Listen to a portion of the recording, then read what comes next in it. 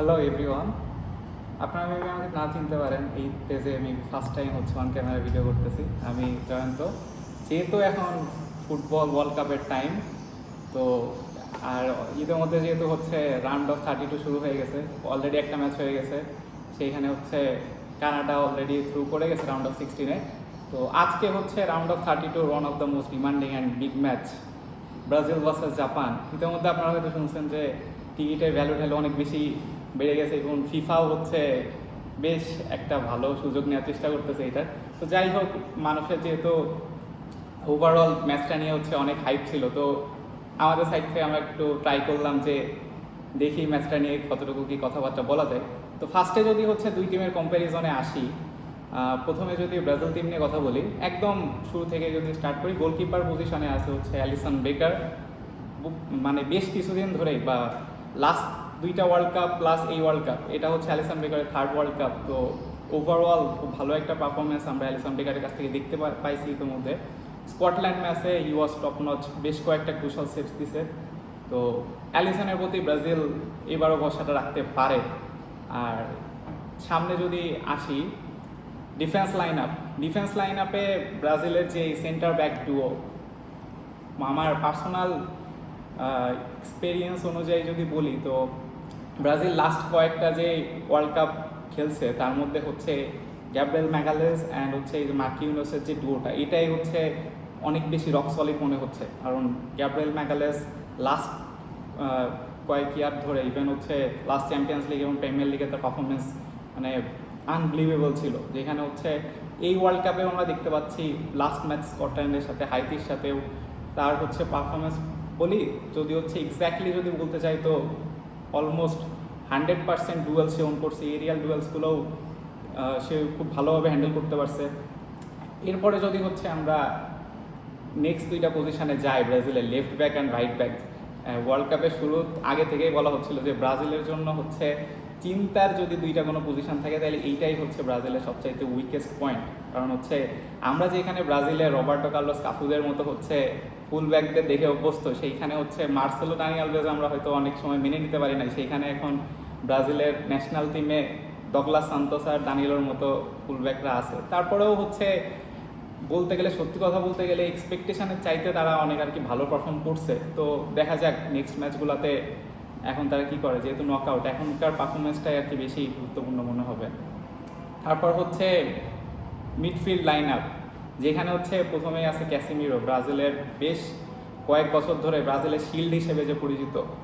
আর Casemiro tank, মাদ্রিদেও সে হচ্ছে তার career best টাইমটা কাটাই আসছে। ইভেন এখনও সে হচ্ছে বলতে গেলে ব্রাজিলের টিমের one of the most important members.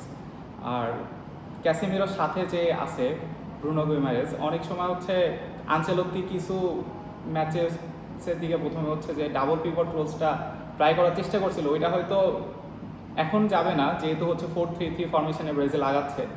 But Bruno গুইমারেজের performance throughout the tournament, even টুর্নামেন্টের আগেও যথেষ্ট প্রমিসিং ছিল। সো হোপফুলি ও এটা নকআউট স্টেজেও ক্যারি করতে পারবে। সামনে আছে হচ্ছে লুকাস পাকেতা, যেহেতু হচ্ছে আমরা পার্সোনালি নেইমার ফ্যানরা হচ্ছে এতদিন যেখানে নেইমারকে হচ্ছে নাম্বার 10 পজিশনে দেখে অভ্যস্ত হয়ে আসছি, সেইখানে এখন লুকাস পাকেতা। দেখা যাক, সে হচ্ছে মোটামুটি ফার্স্ট ম্যাচে বেশ বাজে পারফর্ম করার পর মোটামুটি সে ভালোভাবে কামব্যাক করছে পরবর্তীতে। তো হোপফুলি জাপানের এগেনস্টে তার পারফরমেন্সটা অনেক ক্রুশাল রোল প্লে করবে।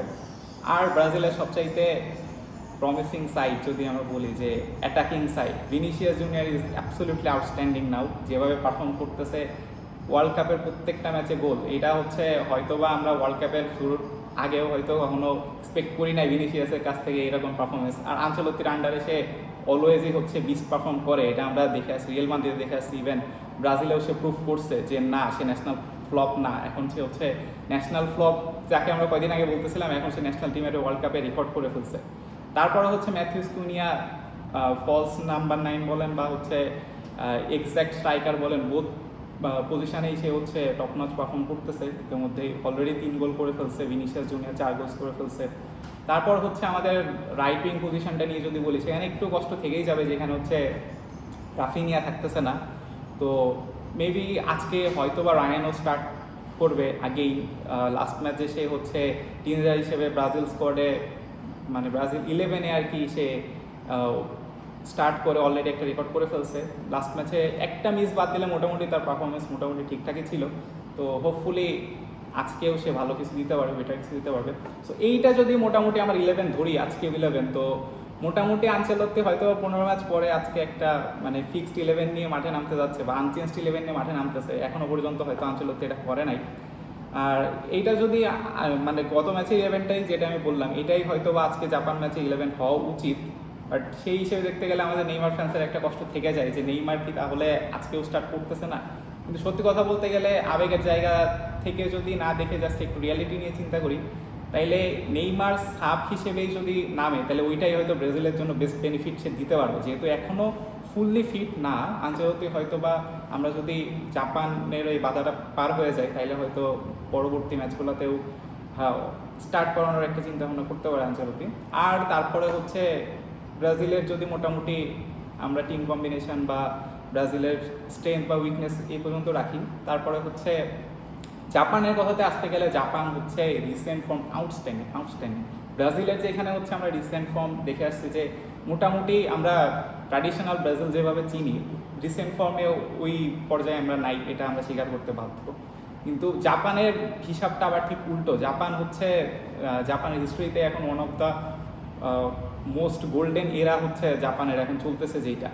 তো জাপান ইতিমধ্যেই অনেক ভালো পারফর্ম করছে ওয়ার্ল্ড কাপে। নেদারল্যান্ডসের মতো টিমকে তারা হচ্ছে 2-2 ড্র করছে। তারপর হচ্ছে লাস্ট সুইডেন ম্যাচটা ড্র করলেও জাপান ডমিনেন্স বজায় রাখছিল। আর তিউনিসিয়ার এগেইনস্টে তো জাপানের পারফরমেন্স টপ নচ, যেখানে হচ্ছে 4-0 একটা এত বড় একটা উইন পাইছে জাপান। তো আমাদের এশিয়ানদের জন্য এটা বেশ প্রাউডের একটা জায়গা যে জাপানের মতো টিম এরকম ওয়ার্ল্ড ফুটবল এভাবে ডমিনেট করতে পারতেছে, যেটা হচ্ছে আমাদের এশিয়ান যে কোনো ফুটবল টিম বা ফুটবল কান্ট্রির জন্য ড্রিমের জায়গা ছিল। জাপান অলরেডি সেটা ফুলফিল করতেছে, আমরা যেটা দেখতে পাচ্ছি।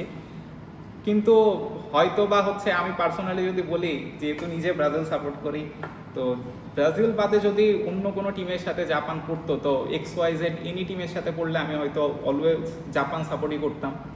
তো এখন যেহেতু নিজের টিমের সাথে পড়ে গেছে আর তারপরেও হয়তো ওইভাবে হয়তো সাপোর্ট করতে পারতেছি না। বাট জাপানের টিমের স্ট্রেংথ যেটা, আমরা যদি সেম আবার ব্রাজিলের মতো করে ফরমেশন থেকেই স্টার্ট করি, তো জাপান মেইনলি হচ্ছে 3-4-3 ফরমেশনে খেলতেছিল। যদিও হচ্ছে আমরা মডার্ন টাইমে হচ্ছে একটা জিনিসের উপর বেশি ফোকাস করি যে আগে ডিফেন্স তারপর অ্যাটাক, কিন্তু জাপানের হচ্ছে 3 ম্যান ডিফেন্স লাইন হয়তো বা জাপানকে একটু ভোগাইতে পারে, যেহেতু ব্রাজিলের হচ্ছে স্ট্রাইকাররা বা অ্যাটাকার্সরা বেশ ভালো ফর্মে আছে, ভালো ছন্দে আছে। ভিনিসিয়াস তো হচ্ছে তার ক্যারিয়ারে বেস্ট ওয়ার্ল্ড কাপটা হয়তো কাটাই ফেলবে এবার। তো বলতে গেলে হচ্ছে জাপানের 3 ম্যান ব্যাকলাইনের পরে যদি আমরা যেই পজিশনটা দেখতে পাই জাপানের মিডফিল্ডে যে 4 জন, এইটাই হচ্ছে জাপানের, আমার মতে এইটাই হচ্ছে জাপানের যে এত ট্রানজিশন বেস ফুটবল খেলা বা এত হচ্ছে ফাস্ট রোটেটিংয়ের যে জাপানের যে ক্ষমতাটা আছে, এইটার জন্য এদের মিডফিল্ডটাই হচ্ছে সবচাইতে বেশি ডমিনেন্স রাখতেছে প্রত্যেক ম্যাচে।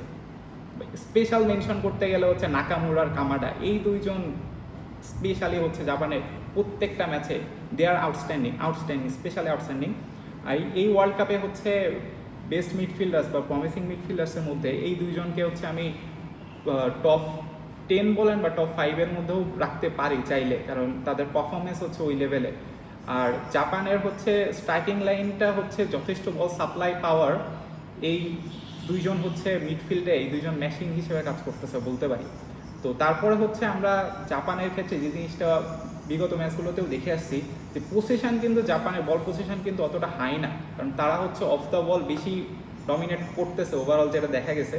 কারণ হচ্ছে জাপান সবসময় হয়তো ট্রাই করে ওই স্পেন টাইপের বা হচ্ছে অন্যান্য বা আনচেলত্তি যে টাইপের কোচিং ট্যাকটিক্স মাদ্রিদে দেখা যাচ্ছে যে তোমরা বল পজিশন রাখো, তোমরা খেলো, তোমরা টায়ার্ড হওয়ার পরে দেন আমরা অ্যাটাক করবো। তো জাপান কিন্তু মোটামুটি ওই রকম একটা স্ট্র্যাটেজি নিয়েই খেলতেছে বলা যায়, কারণ জাপানের হচ্ছে বল পজিশন খুব বেশি হাই না থাকা সত্ত্বেও যখনই তারা বল পাচ্ছে they are just getting their beast mode and এত ফাস্ট অ্যাটাক। এটা হচ্ছে আমি যতদূর ওয়ার্ল্ড কাপে দেখছি কলম্বিয়া ট্রানজিশনের পরে, মানে কলম্বিয়া তো মানে ট্রানজিশনের টপ নচ, লাস্ট ম্যাচে পর্তুগালের সাথে আমরা সেটা দেখছি।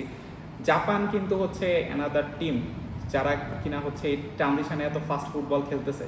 তো যদি এই পর্যন্ত দেখে আসি গ্রুপ স্টেজের রেজাল্ট অনুযায়ী, তো অ্যাকচুয়াল ডার্ক হর্সের মতো খেলতেছে বলতে গেলে হচ্ছে জাপান। তো ব্রাজিলের জন্য অবভিয়াসলি এইটা হচ্ছে ইজি ম্যাচ হবে না, বাট তারপরে হচ্ছে আমরা ব্রাজিল সাপোর্টার্সরা হোপ রাখতে পারি, দেখা যাক।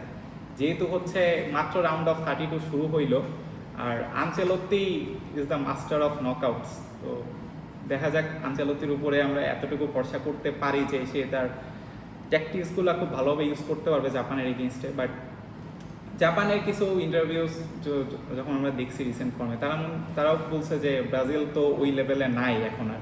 এটা সত্যি, কিন্তু জাপানের মতো টিম যে একেবারে ব্রাজিলকে নিয়ে ভাববে না বা ব্রাজিলকে যে উড়াই দিতে পারবে, এটাও আসলে মানে হওয়া উচিত না। ইভেন ব্রাজিল হচ্ছে তার ইতিহাসে কখনো এই রাউন্ড অফ 16-এর আগে বাদ যায় নাই ওয়ার্ল্ড কাপ স্টেজে। তো জাপান যদি এটা করতে পারে, it's going to be a history, and let's see Japan হচ্ছে হিস্ট্রি মেক করতে পারে নাকি ব্রাজিল তাদের ডমিনেন্সটা বজায় রাখতে পারে ওয়ার্ল্ড কাপ স্টেজে। তো রাতেই যেহেতু ম্যাচ দেখা যাবে, তারপরে আপনারা আপনাদের প্রেডিকশন জানাইতে পারেন। আমি হচ্ছে সরাসরি ডিরেক্টলি কোনো প্রেডিকশানে যাব না, কারণ আনচেলত্তি কোন ট্যাকটিক্সে যায়, এটা অ্যাটাক বেস ফুটবল খেলে নাকি হচ্ছে জাপানকে কাউন্টার এটাকে গোল করার ট্রাই করতে পারে। অ্যান্ড তো যেহেতু হচ্ছে ট্যাকটিক্সের বিষয়ে হচ্ছে যেহেতু চেঞ্জেস আসার প্রবাবিলিটি আছে, তো ওই জন্য হচ্ছে আমি কিছু বলবো না। বাট ব্রাজিল সাপোর্টার হিসেবে বা হচ্ছে অ্যাফেকশনের জায়গা থেকে হয়তো ম্যাচের রেজাল্টটা ব্রাজিলের দিকে রাখতে পারি। এতটুকু বলতে পারি যে Brazil is going to be the winner of this match. So প্রেডিকশানে যাবো না, প্রেডিকশান আপনারা চাইলে বলতে পারেন। আর যদি আপনাদের মনে হয় যে না জাপান ডমিনেট করবে, জাপান এই ম্যাচটা জিততেছে, তো জানাইতে পারেন। সো ওভারঅল ভিডিওটা যদি ভালো লাগে তো সেইভাবে হচ্ছে জানাই না আমরা নেক্সট ইয়ার পরবর্তী কোনো ম্যাচ নিয়ে বা ভিডিও এই টাইপের ভিডিও করতে পারি কিনা। আর আপনাদের কোনো ব্যক্তিগত যদি মন্তব্য থাকে এই ব্যাপারে তো জানাইতে পারেন। That's it, bye bye.